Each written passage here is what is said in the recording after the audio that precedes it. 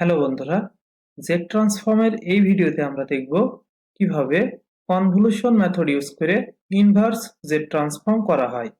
তো এখানে convolution of two signal, দুইটা সিগন্যাল দেওয়া থাকবে, তার কনভলিউশন মেথড ইউজ করে আমরা ইনভার্স জেড ট্রান্সফর্ম করব।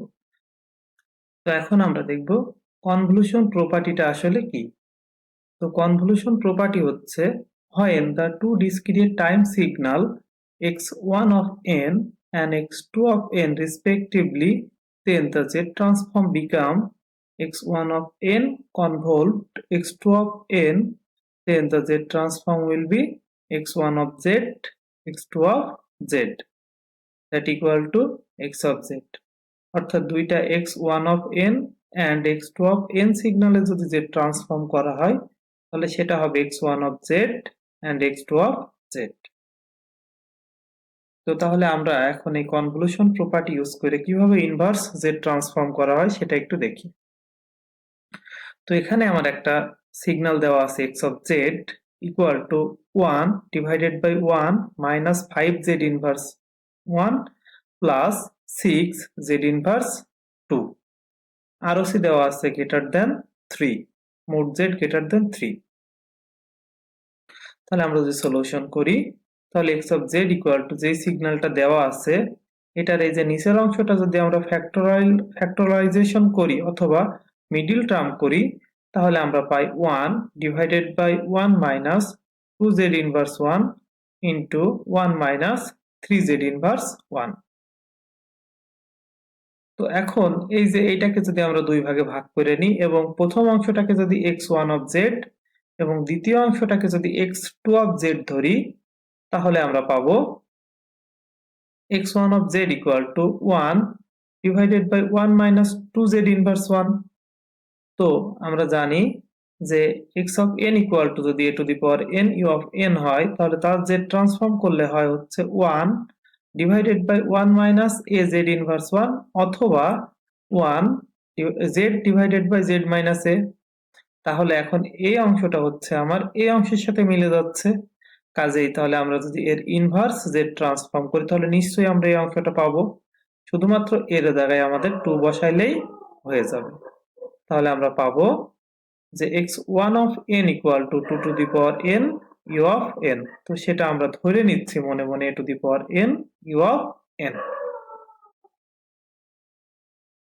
তো এখন যদি আমরা z x2 of z equal to যদি 1 divided by 1 minus 3z inverse 1 ধরি তাহলে এইটা যদি আমরা z ট্রান্সফর্মের এই যে এইটার সাথে তুলনা করি তাহলে 1 by 1 minus az inverse 1 is equal to হবে হচ্ছে a to the power n u of n।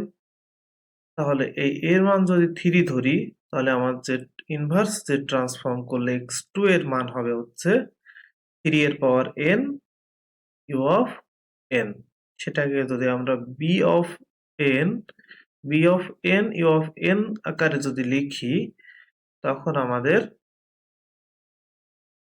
এই যে x of n equal to আমরা জানি হচ্ছে x1 of n convolved x2 of n, এর সাথে হচ্ছে u of n, যেহেতু এই যে এখানে u of n আছে এই u of n হচ্ছে মাল্টিপ্লিকেশন আকারে থাকবে।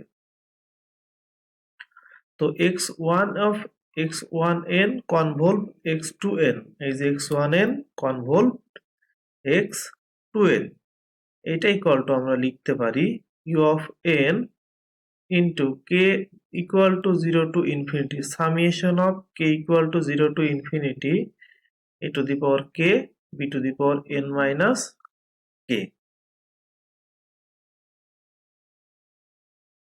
তো এই যে আমরা আগেই ধরছিলাম a to the power এর মান ছিল 2 আর b এর মান ছিল হচ্ছে 3। তাহলে যদি এখন বসিয়ে দিই u of n আগেই থাকলো summation of k equal to 0 to infinity 2 to the power k 3 to the power n minus k is equal to u of n into summation of k equal to 0 to infinity 2 to the power k 3 to the power n minus 3 to the power n 3 to the power minus K. তাহলে এখানে কে এর মান vary করবে, যেহেতু সামিয়েশনের এখানে limit আছে কে তে, কাজেই কে এর মান ভ্যারি করবে। তাহলে আমরা এই যে 3 টু দি পাওয়ার n টাকে বাইরে বের করে নিয়ে আসলাম। তাহলে বাইরে থাকছে 3 to the power n U of n। আর এই যে K equal to 0 to infinity, 0 to n 2/3 এর পাওয়ার কে। তো এই 2/3 কে যদি আমরা a ধরি, তাহলে আমরা জানি যে summation of K equal to 0 to n a to the power n equal to, দুইটা ক্ষেত্রে এই ফর্মুলাটা দুই রকম হয়।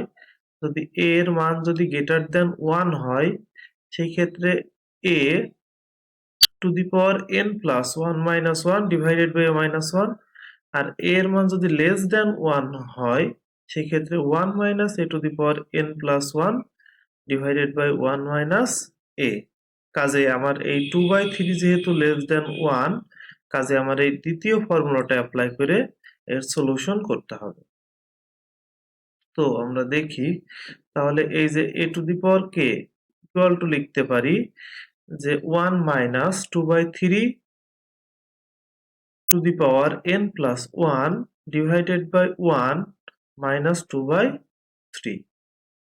তো এই ইকুয়েশনটাকে যদি সিম্পলিফাইড করি, তাহলে উপরে আমার যে হচ্ছে লসাগু হয়, সেটা হচ্ছে 3 এর পাওয়ার n প্লাস 1 এর পাওয়ার হবে হচ্ছে 3 এর পাওয়ার, এই 1 এর সাথে যদি মাল্টিপ্লাইড হয়, তাহলে 3 এর পাওয়ার n প্লাস 1 মাইনাস 2 এর power n plus 1 divide by 3 লসাগু 3 মাইনাস 2 1 হবে। আরো যদি সিম্পলিফাইড করি ইকুয়েশনটাকে,